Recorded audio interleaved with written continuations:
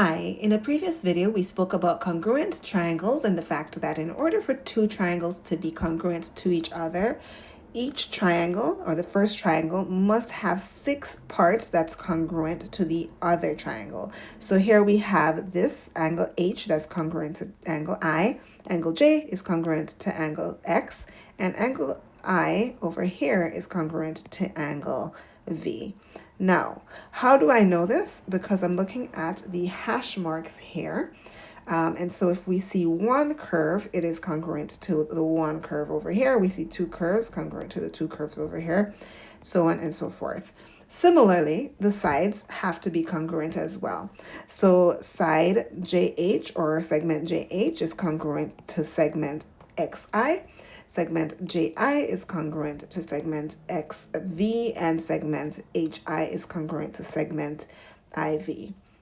All right, all of that said, that's a lot of information to have, and we don't actually need to know that all 6 parts are congruent to come to the conclusion that our triangles are congruent. So there are 4 types of congruence that show up in triangles, and we will be talking about all 4 of them in this video.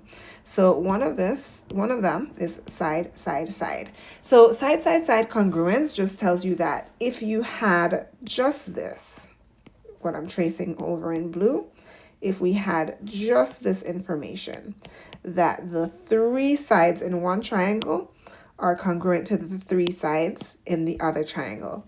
That tells us, that's enough to tell us that the whole triangle on the left is congruent to the whole triangle on the right. Now, there are 3 other ways that we can tell congruence, and we're going to talk about all of these ways in a second. All right, so SAS. Let's describe that in words to make sure we understand what that means. That means 2 sides and the angle in between and the included angle. And when I say included, again, I mean the angle in between.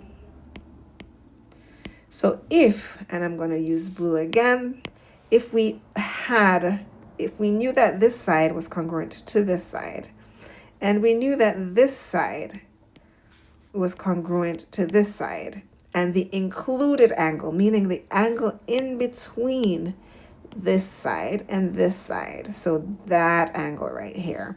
So if we knew that that angle was congruent to that angle, that is actually enough to tell us that our 2 triangles are fully congruent to each other.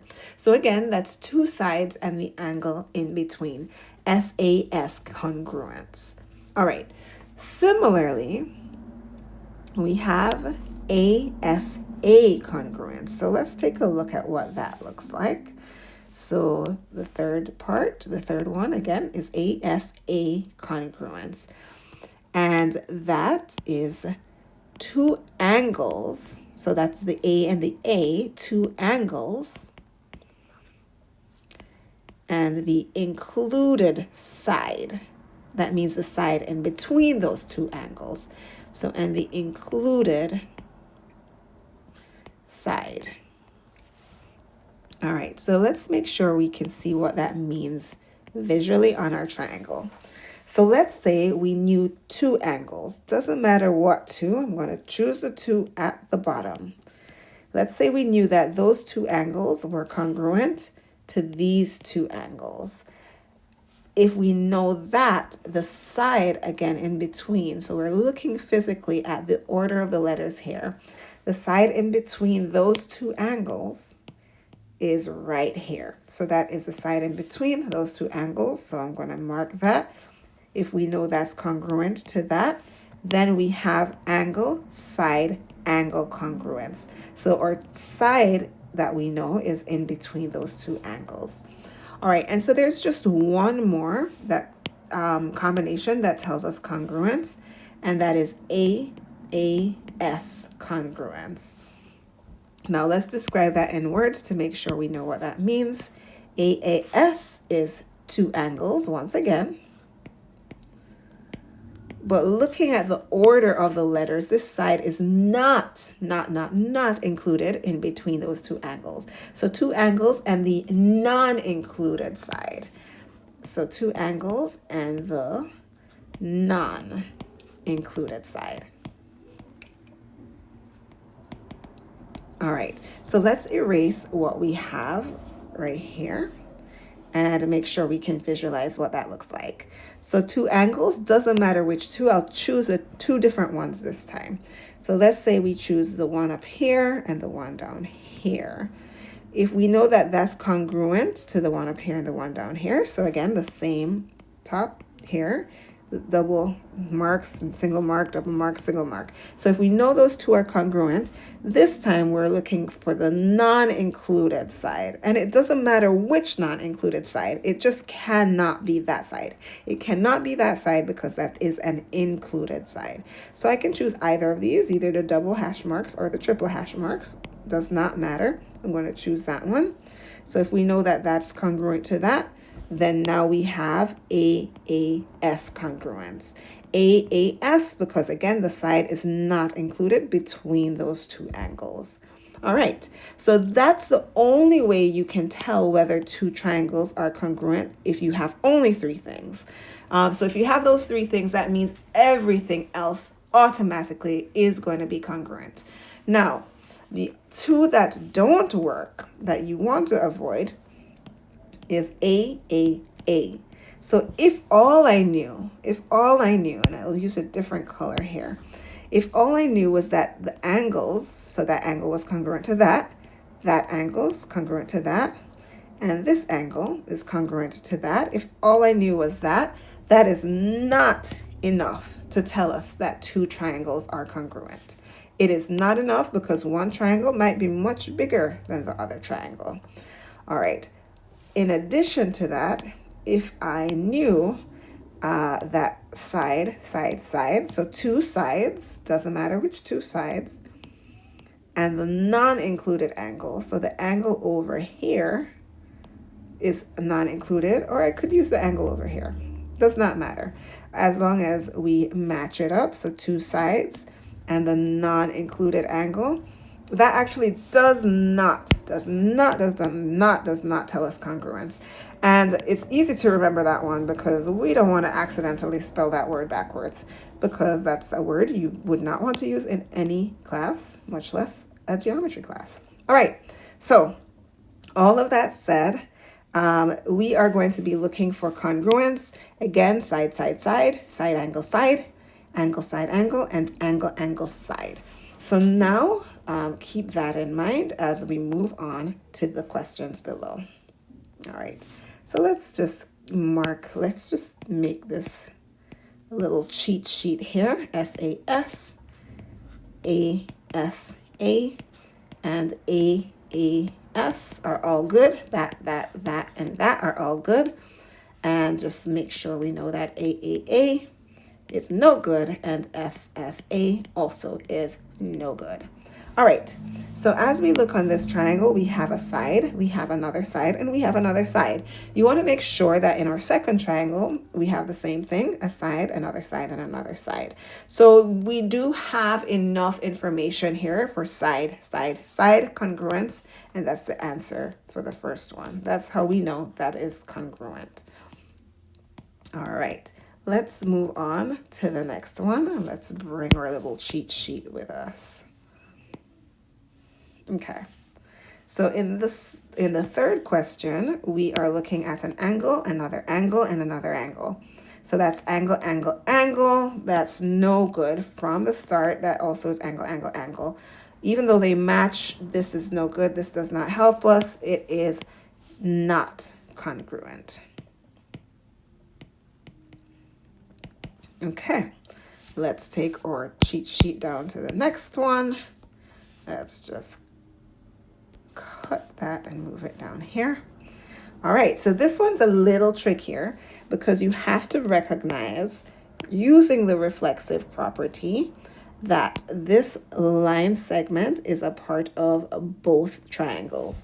So even though you only see one line segment marked on one triangle, one line segment marked on the other triangle, we do actually also have this line segment that is a part of both triangles. All right, so now looking at the triangle at the bottom, I have two sides. I have a side here and I have a side here. Now, when I look at these two sides, where is the angle? Notice that the angle is in between those two sides. So that is side, angle, side. If we look at the other triangle, the same is happening over there as well. We have this side here and this side here are both marked, and this angle is in between. So side, angle, side, which means that here we have side, angle, side congruence. All right, and let's keep pressing forward and let's look at the next one. All right, very similar. We do have a shared side, which is right here. So now we can mark that as congruent. So that is a part of the top triangle and it's a part of the bottom triangle and it's congruent to each other. All right, so now we have two angles. So you want to focus on what you have two of. We have two angles and the side is not included. So two angles at the top and the side is not included. So my side, not included, doesn't go in between, it goes out here. And angle, angle, side is correct. However, you do have to check both triangles. So let's go ahead and go down to the bottom. We have an angle here and an angle here, and the side is not included, which is exactly what we had at the top. So that is in fact angle, angle, side congruence. All right, let's keep going. We are almost done. We want to make sure that we hit all types of examples. All right, once again, we have a reflexive property triangle showing up. This is a shared side, so that's a part of both triangles. And here we do have two angles in this triangle on this side. And what we don't see, but it is the case, if you have a linear pair and a right angle here, that means that this will also be a right angle. All right, so with that in mind, we have an angle here and an angle here. So let's write that down, angle here, angle here. And we also have a side, but where is that side? Is that side inside? Is that side in between? Or is it outside the angles? And we can see that that side is in between those two angles. Angle, side, angles, right in between those two angles. And if we look at the other triangle, the same is true. So angle, side, angle. All right, and that is in fact a type of congruence. So we have ASA congruence. All right, so that is the first part of what we need to be able to do. And this takes us one step closer to proofs. And we're going to go an additional step closer to proofs. And once we're done with this part, we should be able to really start proving triangle congruence. All right, so state what additional information is required in order to know that the triangles are congruent for the given reason. So they're telling us that this is ASA congruence. Right now, when we look at the triangle, we only see that this is congruent to this, which is not very much information at all. But there is a hidden piece of information that we know because these triangles are forming vertical angles. So when you see vertical angles, you know that that and that must be congruent to each other. Now notice I just left one little mark here and one here. That tells us that's congruent because we are using two marks here and two marks here. And so you want to make sure that you're not using the same number of markers. All right, so now we have this angle and this angle. According to this, the side needs to be in between. So I'm going to say included. So in between those two angles. So on the triangle over here, if that's the angle that we are given and this is the other one, the side needs to be in between. So I can mark that there. And on the other triangle, we have an angle here and an angle here. Again, that side needs to be in between. So I'm going to mark that here.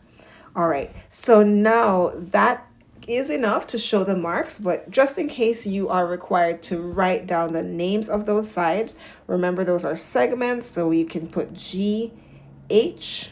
Segment GH is congruent to segment XH. All right.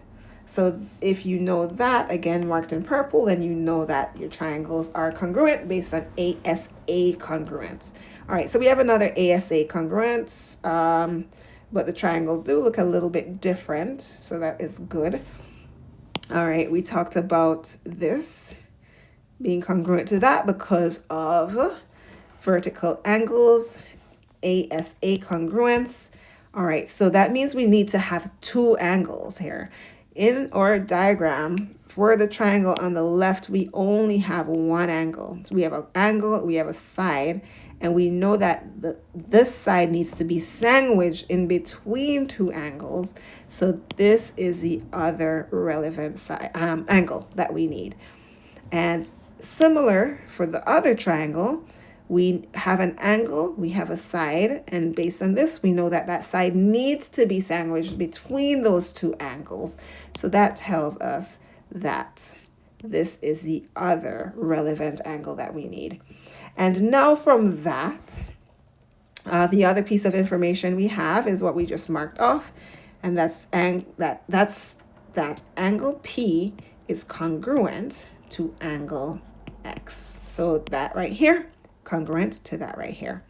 All right, so that now puts us in a great place to be able to start proofs. If you are able to identify these types of triangle congruence, then you are able to work towards getting the things you need to prove that two triangles are congruent. All right, good luck.